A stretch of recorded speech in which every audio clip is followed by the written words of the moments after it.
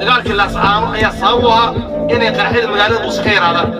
dagaalkii laascaano wuxuu sababay in muqdisho nabad noqoto dagaalkii laascaano wuxuu sababay inay muqdisho dadka muuse jooga dhiigdaashadoodii joogsato dhiig joojina u noqoto dagaalkii laascaano waxaa sababay in midowga Soomaaliyeed uu adkaado dagaalkii laascaano wuxuu sababay inay dadka Soomaaliyeed niyadooda soo noolaato oo midnimadooda wadajirkoodii dib u soo kacdo dagaalkii laascaano wuxuu sababay in qaraxyadii dilalkii qorsheysnaa magaalada muuse ka dhici jiray inuu hakad galo dagaalkii laascaano ayaana sabab u noqday nabadgelyada yar ee magaalada muuse maanta ka jirta waxaan ogsoonahay kanaalka nabadgelyo darrada dhibaatadu halka ay soo marto waxay berbera in qaraxyadii iyo dhibaatadii laga soo meelaga jiray gobollada waqooyi gaar ahaan gobolka maarta Togdheer iyo oo maarta isha maxaa waqooyi galbeed laga soo abaabuli jiray ayaa daraawiishta mahad ka gaartay ayaa waxa sabab u noqday inay hakad galaan oo ay joogsadaan cadawguna oo in magaalada koonfur ay nabad noqoto